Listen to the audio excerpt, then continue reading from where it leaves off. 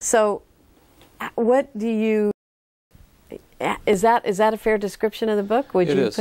Yeah, very much so. In fact, it's written for webmasters, business people, and anyone who sells things on eBay. There's a section in there specifically on eBay, but how to write content that sells.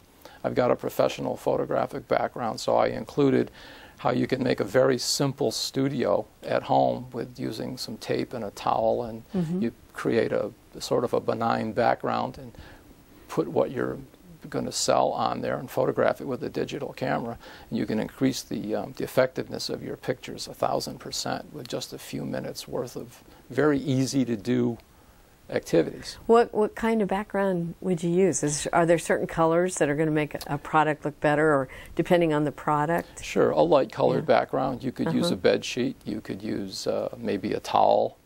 Nothing exotic. You know, this is pretty much a zero cost sort of a studio, where if you tell people to go out and spend hundreds of dollars, they're not going to do it. So you can do this literally with what's around the house, and your photographs are far, far better than just putting something on the floor and taking a picture of it. What do you do for lighting when you're doing those product shots? Because a lot of people are trying to sell things on eBay. And to do professional lighting is probably beyond the ability of a homeowner. So you can be near a window, you can turn on the house lights, and you can light the product. And if you stand where the camera is or stand behind the camera, if you want to move the lights around to maybe to move a shadow or to fill a shadow or to lighten a shadow, however you want to look at it, you can certainly do that. It's easy enough. And most digital cameras are smart enough so that the indoor lighting is not going to cause them to color shift. And if you mix lighting, indoor lighting and window lighting and stuff, that generally doesn't give digital cameras a hard time. They're smart enough to deal with that. So it works out well, and you don't need to spend a lot of money. You don't need a high-end camera, and your photographs will be far, far better. And a good-looking photograph online when you're selling something means a lot. If the product looks good and the background is not competing with the product, it means a lot. And then you put some nice words along with it. You talk about you and your, and use words like yourself, or you'll hate yourself if you miss out on this deal, that sort of thing. And really write in a way that it almost sounds like the person's already bought the product, and make it interesting and uplifting. How this will change your life. Yeah, well, maybe not quite. Yeah, maybe. It depends on the product. But you could certainly do that sort of thing. And then make it short and punchy, and give people a reason to buy it, or certainly a reason to look into it. If you also have the product on Facebook, you could link to those areas. Or if you were blogging about it, to read more about it, follow this link. And that sort of thing. And you can then really go do a great deal to make your product interesting and attractive, and provide locations where people can find out more about it, and that means a great deal. That means a lot. Let's talk about content and blogging, because you talk about, use an example of, someone has to, if they want to write about radio-controlled monster trucks, they have to really know about what's available and what's cutting edge, who's coming out with something new. That's right. Is the successful blogger someone who is already in the industry, knows something about it, or are they someone who is just a really supreme researcher and goes out, picks their topic, goes out and finds out about it before they write? Personal knowledge is best. You mentioned monster trucks. I had a part-time job selling radio-controlled vehicles, and the level of complexity that surrounds these things is far beyond what it would sound like to the casual person. To really do that sort of thing well, you need to be involved in the hobby, and you're going to have maybe 30 of these things hanging around the house, and to display true expertise at an expert level, you've really got to know what you're writing about, and actually going out and working with these things, working on them, knowing the difference in fuels and the difference in parts and headers and tires, and if you're going to run it on dirt or you're going to run it on pavement. Right. All of this gets into it. So it's, if you have that knowledge, your expertise will come through. Well, and let me tell you, I have an 11-year-old son who's a monster truck geek, and he knows the technology. There you go. And he looks for certain specifics. See? So if you've got, like, I mean, he would be a knowledgeable blog reader, and also YouTube. He goes around to different, you know, social networking options.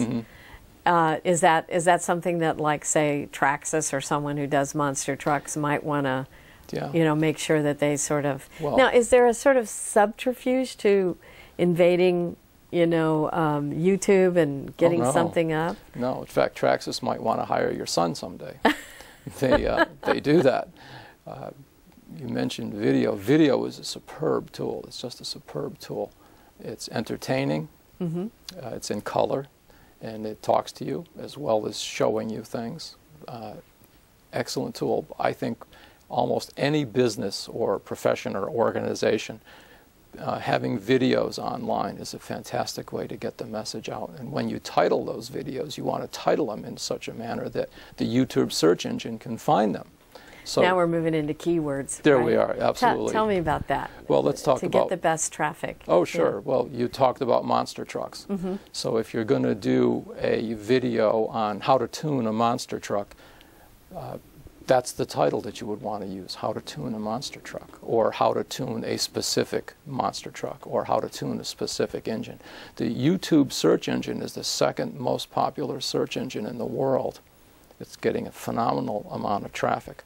So if you put a video there and you title the video properly so that when people look for that, your video is going to appear in the search results, people are going to have a very high chance of watching your video. And don't you think we have like a generation of film growing up here? Oh, absolutely. I mean, I can't believe how many kids are conversant with. You can go out and that get a style of communicating. Oh, for sure. The kids today are web savvy at 10 years old. I mean, I've got a 9-year-old grandson, and they play video games. Him and my daughter. My daughter is 20, and they're incredibly web savvy, and the expertise that they have on the web is phenomenal. They really know what they're doing, and if they want to do videos, you can get a very inexpensive webcam and take a video, photograph the video, and these things are called flip cams. You can literally plug the camera into your computer and upload the video to YouTube. Some of these cameras have a rudimentary editing facility with them, so you can put some words on the front and put some words on the back and do some editing to the actual video to polish it up a little bit, so it's not literally what you just photographed. If you want to take parts out or maybe put a picture in or something, you can do that. Now, you do have a part of the book that sort of helps people with grammar usage.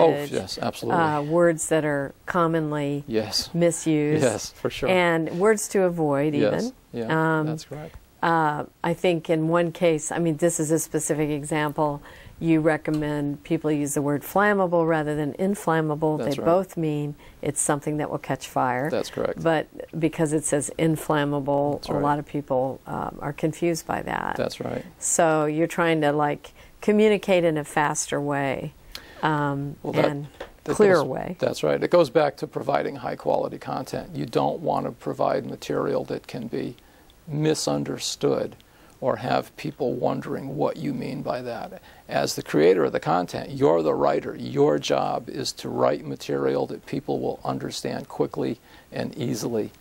And if you don't do that, you're not providing the material in a way that is as good as it could be.